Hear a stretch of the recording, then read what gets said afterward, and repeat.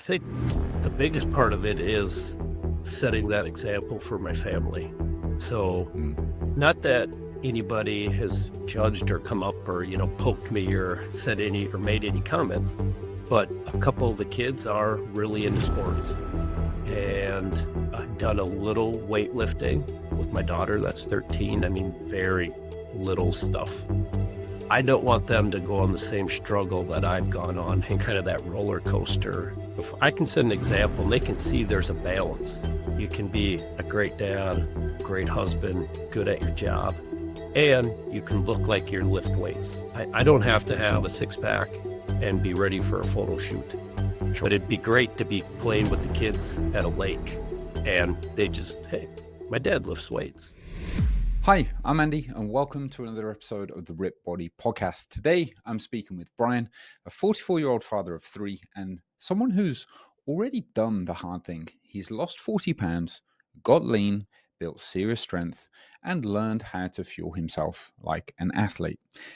But now, years later, with more on his plate and less room for perfection, he's wondering, why isn't what worked before working now? And so we have a conversation to see if we can troubleshoot that. We talk about the pressure of setting an example for his kids, the frustration of stalled progress despite doing everything seemingly right, and how he's learning to trade perfection for sustainability. Let's get to it. Brian, I appreciate you coming on. I know that you said that this isn't a particularly comfortable thing for you. You very rarely go out and ask for advice. And normally you just go and read and try to learn yourself. So I very much appreciate you coming on. Absolutely. I appreciate you having me. What is the spark that made you think, oh yes, actually, I feel comfortable enough to be able to jump on the pod? Yeah. So I get your weekly or your update emails that you send out. And to be honest, they're very relatable. And you're just very honest in those emails. And I've watched a few of these that you have done and just seem very genuine. And I thought that'd be somebody that I'd be willing to talk with, get some advice and see if I can improve some results that I want to see improved. And you said that you found the website initially via the nutrition setup guide that I had and the macro calculator, and then that series of emails that I still have that people can go to the website and sign up for. Now, instead of being a 7-day series, it's a 15-day series of emails. I call it the Kickstart Guide. What was it that made you sign up at that time? What were you looking for? What were you trying to do? Sure. So I had got pretty out of shape. So I'd got up into probably 240 and no muscle. I had been a runner prior to that and really had stopped running. Knees started to hurt, ankles started to hurt, and life just got busy.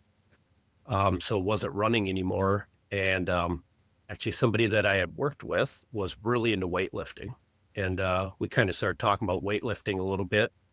And I wanted to understand a little bit more of the science behind it and knowing that nutrition is a big part of it. So that's how I stumbled across your website. And then, the new nutrition guide, which led into the macro calculator, which led into reading more of the stuff that you had published out there. And here we are 5 years later. So, yeah. And you're father of three, 44-year-old. Yep. Father of three, Yep. Right? Yep. Boys, girls, what age? I've got one 13-year-old daughter and then a 13-year-old stepdaughter and 11-year-old stepson. I see. Okay. It's about to get interesting then. Yes. Very much so. So you're busy Just already. in case they watch this, I'll be very politically correct. Yes, so it's going to get interesting. What was it that had you always been big, or was there something that caused you to get up to 240? Was that a gradual thing, or what happened there? When I was younger, I was, and then I got the gift of growing like 6 inches. So I'm 6'2", and I leaned out from there. So I was relatively lean through my mid-20s, call it. Started running then. So I stayed relatively lean for a little while, but then if I'd go off of running, that weight would go right up. But I'd always hover between 195 and 210. And then when I stopped running, then it started just slowly creeping up, not watching the diet. And then next thing one day you jump on the scale and it says 240 and you're like, not sure how that happened. And what was it that, so you must have known because you would have had to have changed clothes over that time. So you must have known that you were getting bigger and bigger. What is it that inspired you to make that change? What was for many of us, there's a jab in the eye that just makes us like, oh, damn it, I have to do something now. So it's funny that you say that. That was the jab in the eye, is all of a sudden I couldn't fit in my pants anymore. I was fortunate that a lot of the weight didn't go right onto the waist. So Right. I probably wear my pants a little bit bigger than anyways. So when I got to that point, I said, I'm not going to be the type that just says, I'll buy a bigger set of clothes and then I'll work on it. I said, I'm going to work on it so I can keep wearing the same clothes. Right. I see. Yeah. Okay. And then what was your journey from there? You said that you had been as lean as 13%. So was that a straight shot from 230 down to 190? Yep. So I when I found your tools, the macros and that, I really went into it, went on a cut, started using a tracker for my nutrition. So I was logging all my food and really started getting dialed in on that and becoming more conscious of protein intake, macro, fat, carbs. And I started running again a little bit, but then I cut that out and was mostly doing strength training. However, I got stronger, and I think mostly because I hadn't done much strength training, not traditional, kind of just your foundational lifts of squatting and deadlifting. And I hadn't done much of that. So it was really novelist to me. So I think my body responded well. And however, to keep going on the cut, I just kept dropping calories. And I was all the way down to, I was about 1,500 calories to get off the last 5-ish, 10-ish pounds. And Wow, okay. now I was starving. What was it that helped you push through there? Sorry, let me just back up. You said that it was quite a novel stimulus and you started lifting the basic lifts. I would say you did very well with that. So you were pulling 4 plates, you were squatting 3 plates and a little more. And you were benching damn near 3 plates as well, 275 here for your 1 rep PB. So yeah, you did tremendously well with the training considering you had no or little experience before that. What is it that helped you to push through and get those last 10 pounds off? Because obviously that's going to be a very difficult thing. Right. So I just have that ability to pull up the bootstraps. And when I set a goal, to come hell or high water, I'm going to hit that goal. And it literally was willpower. It was chugging water at night to just feel like you were full. It was going to bed early.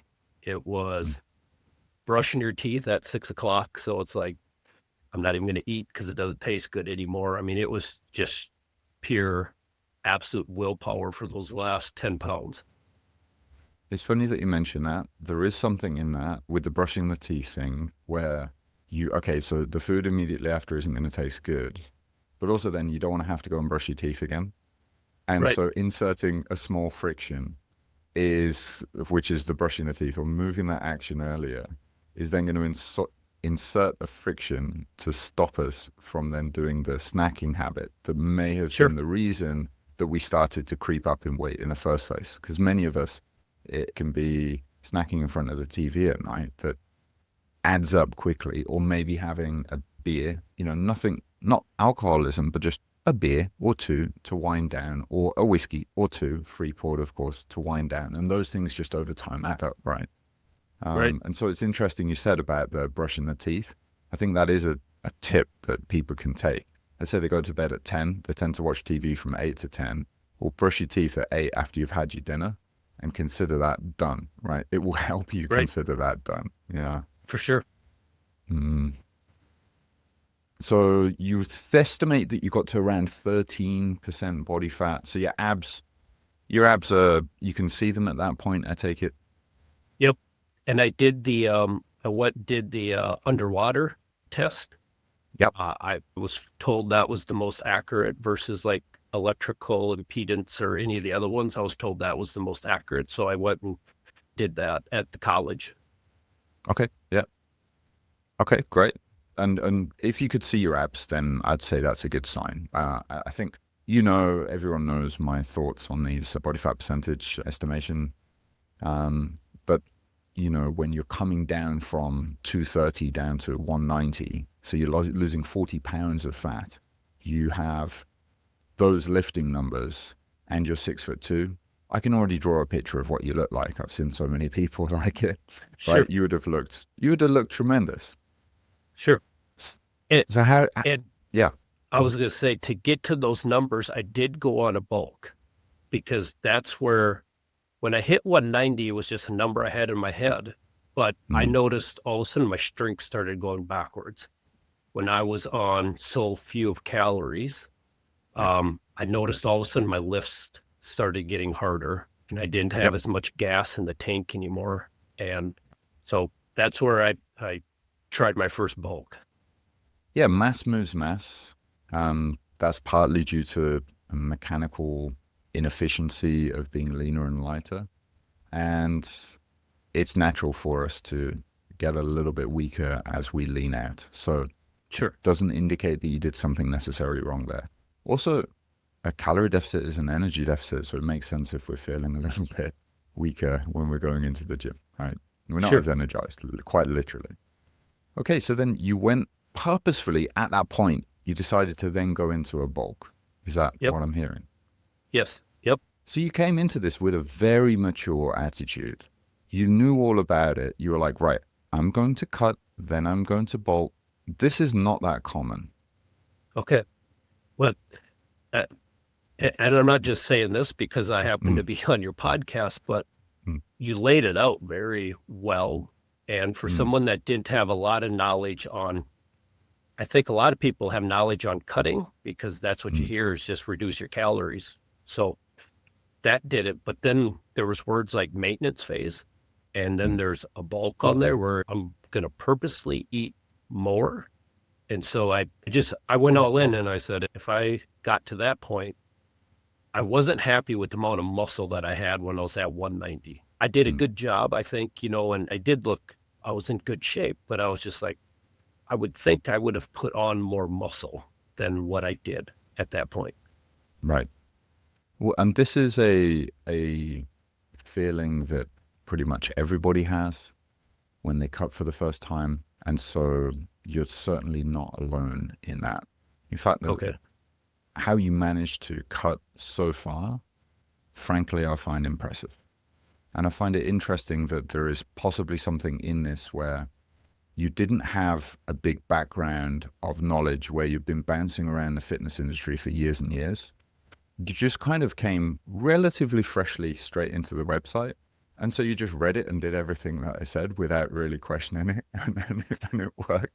Whereas I think people, they tend to have a lot of kind of background hang-ups of information and slightly tangential information, and then some misinformation.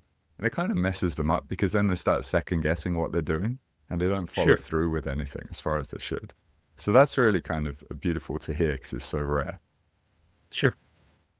How did this first cut? We'll then come on to your subsequent bulk, and then what it is that you want to achieve now, because I know obviously that's super important. But how did this affect your family? So if you go back 5 years ago when I'm doing that, the kids are even younger. And of course you have movie night, right? So you're enjoying popcorn or, whatever else. And it's just like, no, I'm going to have my cup of yogurt, or I'm going to have nothing. Or you go out to eat, and You order maybe a diet soda and that's it. And so it was hard to balance those because food can be part of the fun too, having a grill out in the summer or doing whatever, and having your own separate meals always and then having a full-time job and everything else gets to be a lot to keep up with it. So it definitely impacts that. And then even, with my wife, she's an excellent cook, and, she makes a meal for the family, and it's like, if I've got my leftover chicken and broccoli and rice in the fridge, I'm just going to sit and have that. And so it kind of almost feels like it distances you during those meal times. Thank you for sharing that. This is also quite common. Let's put a pin in this and let's circle back to it after, because I know one of your goals right now is to lean out. And the easier that you can do that, the better. And part of that is going to be navigating these family meals and making sure that you don't feel isolated. And they also don't feel isolated from you, right? You want to affect them as little as possible. So we can talk about those things. We'll sounds good. Come back to this. So you then go on this bulk. Tell me, how many pounds did you gain? How long did you do it over? Right now, you're 235 at 6'2". Yeah, you haven't grown or shrunk. Nope. I don't know why I'm repeating that. Sure. So I'll explain it a couple ways, because I got up to about 210, put on quite a bit of muscle, started seeing my strength go up dramatically. And of course, when I got all the way down to 13%, the further, and I expected, and all the stuff that I read said, you're going to put on some fat during this process, but you're kind of building that base so that when you come back down, you've got a better base. I got to 210, and I'll be honest, I got cold feet, and I said, I'm doing another cut. So went down on another cut, did not redo body fat testing. Just did, pictures, weekly pictures, and measurements. So could tell I was putting on some weight, but also could tell definitely increase in strength and increase just visually in muscle mass. So then I did a smaller cut, probably brought myself down to 200, and compared the pictures of 200 after a bulk and cut versus the original. And it was night and day difference. Like, it was just incredible to see. I looked bigger with the muscles and smaller in the waist at 10 pounds heavier. And it was one of those mind things where it's like, this doesn't make sense. Because I think when you're a novelist, all you know is calories and a scale. So all of a sudden there's all these other components to it. So then I said, this bulk thing works. So then I went on another bulk, and I got myself to about 220. And I'll be honest, I was happy at 220. But I just felt like I was a little big. Just, I don't know, just felt maybe I was getting used to it. So I said, I'm just going to try the maintenance then. What can happen? Can I hold muscle here? Can I maybe put on a little muscle at this, or just kind of stay around that? And I did a good job of that for probably 6 months. I just hovered there. And then all of a sudden holidays come into it. There were some changes in my job that added some stress and some other stuff into life. Things got busier, and prioritizing nutrition kind of went down a bit. Continued to lift weights. But I don't know if I got in my own head, and I was looking at the calories. So I thought I was about 2,200 calories. And so I stayed there for a while and wasn't seeing any, I got back into the gym harder and trying to focus on the other things. And I really wasn't seeing any movement at all. So at this point now, I got to about 235. And so recently here now, I actually increased calories, and I've came down. As of this morning, I was about 230. So I've actually came down some, and I went up to, not a lot, but I went up to 2,500 calories.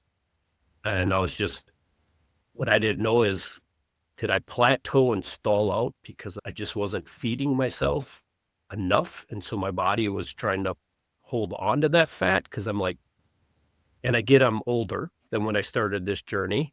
But my questions really were as well, how can the things that I was doing before, how come they're not working now? Great. I'm glad you asked this. Okay, let's dig in. So you said that you were on about 2,200 calories. Your weight loss had stalled. You increased your calories to 2,500. And now at that time or around that time, soon after, you lost about 5 pounds in a short period. What could have gone on there? Could it have been that the calorie deficit was too high and that was blocking you from losing fat? Because that's really the only reasonable conclusion, no? So Yep.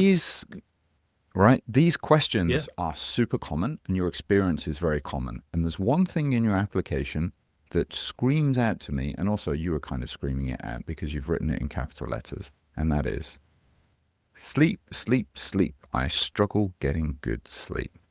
Now, the reason I'm bringing that up at this point is when we get poor sleep, this will affect our ability to train hard. It's going to affect our recovery from training. It's going to affect hunger and fullness cues. And then there's this other messed up thing that happens, which really sucks. And that is we can randomly hold on to water. And so the facts of a calorie deficit don't change. The laws of thermodynamics don't change there. You would still have been in a calorie deficit at 2,200 calories. It's just your body was probably holding on to water, and the scale weight was therefore not showing that the fat was being lost. And when you increased your calories, that may have triggered a whoosh of water because you were a little less stressed, because you get a lot of stress along with a lack of sleep as well. And then you dumped off the water. So it's not to say that increasing calories can help us dump water per se. That can happen. I have seen that happen many times. But just that the sleep stress was probably causing you to hold on to water. The changes were happening. It's just that weren't being picked up in the measurements or the scale. And it was just a case of needing to wait a little bit longer. Okay. So there wasn't anything that you'd messed up regarding your metabolism there. It was just one of those weird things. And I've seen this happen for people for like 4 or 5 weeks. And then all of a sudden one day, right, they just wake up 6 pounds lighter and they're like, wow. And of course, this is really, really rough for them because, well, they're having to take a leap of faith. And how far they can leap really depends on how much they trust us as coaches. Sure. Because, right, like we're saying to them at our check-ins, look, your steps are still high. Your calorie adherence, your diet adherence is still good. We were losing weight. Suddenly this has stopped. This can only mean one thing. Your metabolism broke. No, just kidding. It can only mean one thing, right? You're just holding on to water. There's this messed up thing where the fat cells can fill with water, masking it completely, which is why we can't pick it up in the measurements. I'm not saying that that's what is always the case, but that does happen as well, it seems. And so this I think, is what was going on in that specific case. Would this make sense? Because so I do struggle with sleep, and my wife would tell you that all the time, that I need more sleep. And I've tried to work hard on getting a better sleep routine, getting in bed earlier, and getting more hours of sleep. When I increased my calories, honestly, I think it was within 2 days, I slept better. Maybe that's just a coincidence, but it seemed like they went hand in hand with each other. Okay. Then I would say to you, if you can still maintain your motivation with a slower rate of fat loss, then I would absolutely go with that higher calorie intake. It doesn't matter whether the quote unquote average person can lose fat at a pound per week and have that roughly 500 calorie deficit and maintain it and not have issues for the most part. that doesn't matter because you are not an average, you are an individual. You have very good evidence here that a calorie intake of just a few hundred difference makes a big difference to your sleep, which impacts your mental clarity at work, probably your irritability when you're around people, including your family, including your kids. I think the equation is far pushed towards no, accept a slower rate of fat loss and do that higher calorie intake and just allow yourself, instead of it being a 15-week process, it's now a 7-month, 30-week process. And that's okay because those 7 months are going to go by in the blink of an eye anyway. Sure. So, yeah, that's a really good question. And I think, again, something that people can miss because they tend to compare themselves to the average. And of course, part of this is my fault because I'm presenting guidelines to people and showing them kind of averages as well. But then perhaps not caveating things enough by saying, hey, look, you're an individual though, make sure you exercise discretion here. Sure. Yep. Do you think I that's... mean, yeah, from what you're saying makes a lot of sense because it was literally that quick. I go up in calories for a little bit, and then all of a sudden it was like one day I was like down 1.5 pounds, and I'm like, okay, whatever. Then it was another pound, then it was another pound, then all of a sudden before I knew it, I'm down 5 pounds, and my wife makes a comment of, boy, you're really looking slimmer. And I'm like, okay, this, it's one of those moments where you say like, okay, sometimes this is a little frustrating. You do all this, you try to maintain or go into deficit, you eat more, and all of a sudden you see results that you've been looking for a while. I totally get it. The thing you've got to remember from our side is we're so used to looking at this data that and also we're not emotionally invested in the same way that you are, that we can just spot the trend and just be like, oh yeah, okay, I've seen this like 50 times before. Right? Sure. So I can totally see, hey, look, and then I can explain to you in a very convincing way where you're now accepting of, okay, look, they're speaking truth here. I know I can relax and I know everything's going to be okay, which is a big part of this. Whereas you as an individual who hasn't seen all of that data, you're just seeing your own.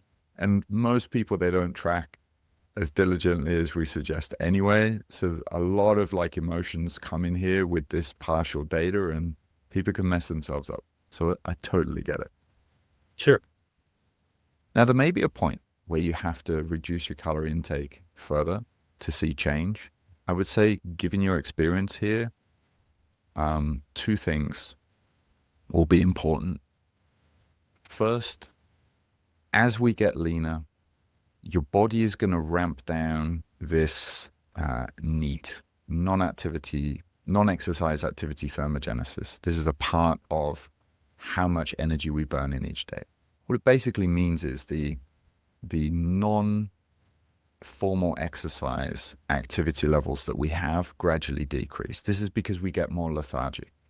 So our propensity to take the stairs versus jump in the elevator or the escalator is far more skewed towards the ladder, right? We're far less likely once we're sat on the couch to then want to get up and go and grab something or walk around the house. The opposite is true when we're in a calorie surplus. We tend to fidget more, walk around more, go for a spontaneous walk, etc. So track your activity levels. Your phone probably does it. Maybe you've got a Whoop band or something like that that tracks your step counts. And just if you do see those declining over time, insert some short walks during your day so that you are keeping your activity levels up. And that's going to stop you from having to decrease your calories too much further. You may get to a point where you do have to make a decrease. And I would say make it a modest nudge down, but look at your activity levels first. So maybe, what do I mean by a modest nudge down? Maybe 150 calories, something like that, from a mix of carbs and fats. Do you have advice on that? Is it really up to the individual so I prioritize protein and I try to shoot for, I do a pound, 1 gram per pound of body weight for what weight I want to be at. Yep. And then I kind of just play with carbs and fats where I try to not keep it the same thing forever. Sometimes I'll be higher carbs, lower fat, and then I'll switch it to a little bit higher fat, lower carbs. Just again, individual preference.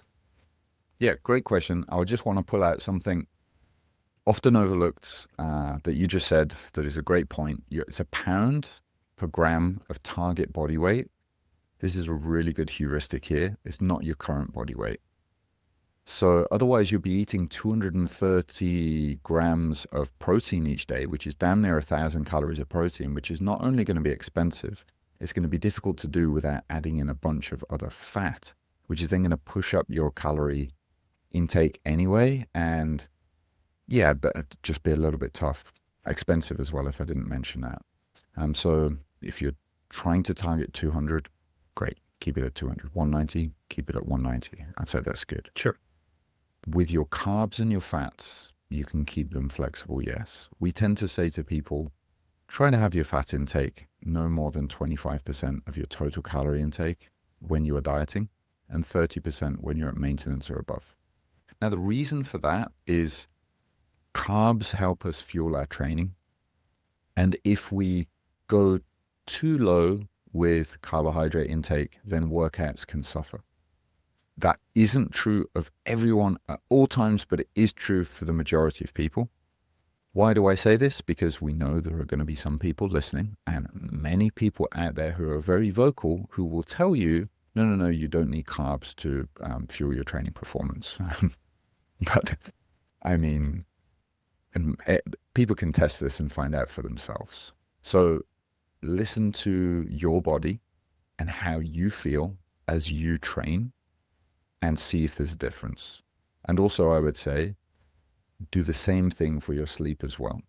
Because some people find that when they go very low carb, they just sleep like shit. And that's something to also bear in mind. So, Okay. yeah. Yeah, I don't need any more reasons to impact my sleep. For sure. You've said, I asked why does this matter for you? So it's going to be increasingly difficult.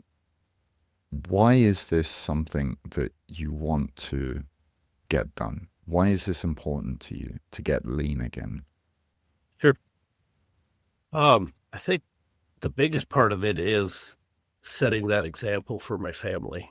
So not that anybody has judged or come up or, poked me or said any or made any comments, but a couple of the kids are really into sports. And I've done a little weightlifting with my daughter. That's 13. I mean, very little stuff.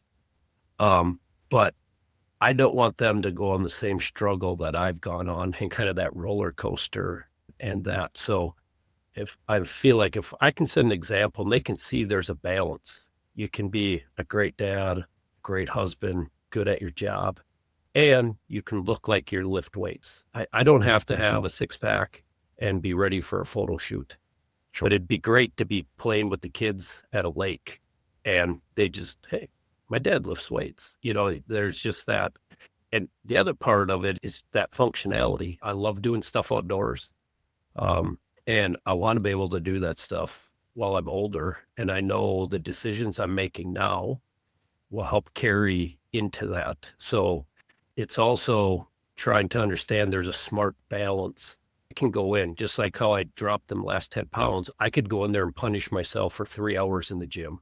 But I also know there's going to be a shoulder injury coming up, a knee injury, or something like that. So I look at it more as I enjoy lifting weights, and I'd like to do this till I'm older. And yeah, the weights will drop and other things will happen, but I want to continue to do that. But I'd like to see, my family see that there's a good example there. You can have that balance. You don't have to do with all the social media influence and stuff. You don't have to do all the extremes to still be healthy. Have they commented on your training or your dieting yet? Has that come up in conversation with your family? A little bit. So I had a little window where one of the kids came to the gym with me a couple times. So that honestly, that was really cool. But then I found out our gym has rule on ages. So that, 14 was it? Or yes, yep, 16? 14, 14, yeah. they've got to be. Yep. Yeah. So we've done a Shame. little bit that here at home. Mm, So but I don't want to push them too hard because I don't want them to go the opposite way then. So I'm kind of sure. letting them come to that. So that's where I rather be kind of that quiet leader with it and have them come along that way. From the diet standpoint, it's more where when I was on a cut and I was just disciplined to the nth degree, if they seen me eat popcorn or I did have some chips or something like that, they'd be like, well, you're eating that. And Mm, that's where, as a parent, you realize your kids are always watching. Like when they actually mm, notice what you eat, it's like, oh, didn't really think they would notice that. mm, So I didn't want to make it, like, oh, yeah, I shouldn't be having these chips because I wasn't trying to put like an evil tone on that food because I just think that could lead to some unhealthy relationships with food. And I don't want the kids to have to deal with any of that stuff. sure. Yeah. Especially, I mean, two teenage girls, right? Do you have any concerns that your future diet actions could impact them negatively? I think if I went back to 5 years ago and just Mm, how rigid I was, I mm, do think they could look at that and maybe be influenced, maybe not today, but maybe 3 years down the road or 4 years down the road, they could look at that. And I'd rather not. I'd rather them see we eat healthy, but we're active and we do this. And it's just a part of life. It's not that I honestly, I hate the word diet mm, because there's just that, it's a 4-letter word for a reason. And mm, there's a negative tone with it mm. because it's like, oh, I'm on a diet. I can't have that. Yeah. So my wife is good at pointing that stuff out, that to not bring it up that way. And I don't think about it that way anymore. I got in, when I really got into lifting and the weight was coming off and the weights on the bar was going up, to be honest, it felt really weird because it felt like I needed to eat. It felt like you were fueling a machine because I Yep. was like, if I wasn't eating that way, I wasn't getting the results. So it's like, oh, if I'm eating this and I'm getting that, I'm doing that. And when I think the highest I ever went on the bulk was maybe I went up to 3,500 calories. And at that point, it was like, I can be a big eater. And it was almost like, whew, that's a lot of food in a day. I was getting to the point where I was full. I'm glad that you mentioned that contrast. It may be useful to bring that up, how you've done things in the past, what you've learned from that experience, and what you're going to be doing now that's different. Again, if they remember, Sure. you are going to be on that dreaded 4-letter word, a diet, right? Or you're going to be making some changes to how you eat, and that is going to require you to have a calorie deficit for a certain period. So you're going to be eating less. Dad's going to be eating less, but it's not going to be forever. And it's in service of this goal. What is the goal? That you love being active with them outdoors, and you want to be able to do that continually and for many, many years to come. So this is why it's important to you and why you're going to be doing this. But I'm the one that's on the diet, not you. I'm the one that has to be careful with certain food choices, not you. So you don't have to copy me and mimic my actions. Sure. That I think is an important conversation to have, to be brought up whenever, you're the father, whenever you feel appropriate. And I think the one thing that you can do to help make this easier on everyone, which is key but often overlooked, is try to change the family meals as little as possible. For many of us, the breakfast isn't that much of a big deal. Lunches, we're often out of the house anyway, so we can take our own food, which can be quite simple. And then when it comes to dinners, the thing to remember is if we can estimate the total calories that are in there, then we could just eat. It could be as simple as just eating roughly the right portion size. And that's it. Sure. Now, you might say, yeah, but what about the macros in that? And this is a good point. But if you've had 50 grams of protein at breakfast, let's say you have breakfast, and you've had another 50, 60, 70 grams of protein at lunch, you're already doing pretty damn well. And unless that dinner is super low on protein for some reason, then it doesn't matter if it's coming up a little bit short. And if it is something that you worry about, and let's say that you see that you estimate that this portion for dinner is around 900 calories, just for example, but the protein is a little low, instead you take a 700 calorie portion, right? And then you have 50 grams of protein after via either a shake or a small chicken breast that you've done in the air fryer separately from your family, but that you can just quickly add, right? So that it's a super painless thing. It could be a pre-packaged thing that you've bought in a supermarket where you literally just need to open that plastic up and swallow down that chicken fillet. Or it could be some Greek yogurt. And it could just be as simple as that. Sure. That makes sense. I think one thing that we can forget is just, it's okay to be a little bit gray here. It's okay to not be perfect for everything, as long as we're accurate enough, you know? Sure. Yeah. I think that was the big thing that I learned during that first cut that I did. Was it was just a time of life where everything lined up, where I was able to just I was just able to follow it to a T. Was it difficult? Yes, but it wasn't extremely difficult because just where life was at the time, and life's not there right now. So that gray hits home with me because it's like, all right, I can still have these goals. Maybe, like you said, instead of being a 12-week, it's a 17-week, or it's just going to take a little longer to get there. Or I've got to just be a little more diligent about this and blend that together. I think it's possible. It's just that guy needs to remember that and be okay with that versus going back to 5 years ago and being, well, but I did this then and I got to this. Well, learn from experience, but kind of throw it out a little bit and put it in today's reality. And how do I do that today? And, that was a big reason why I wanted to talk with you, is kind of getting back to some of those results in today's situation for me. How confident are you feeling right now after this chat? I can do it. I know I can do it. Sometimes being a person who relies on yourself a lot and asks a little of advice or does all the reading or the research yourselves, is sometimes, even if just hearing yourself say it out loud, you see the light bulb, but it's like, come on, man, you know what to do. You don't need someone else to tell you, but hearing it come back is just that extra kind of that gets you over that hump. You're right there. And it's just like, how am I going to get back over this? And doubt starts creeping in and other things.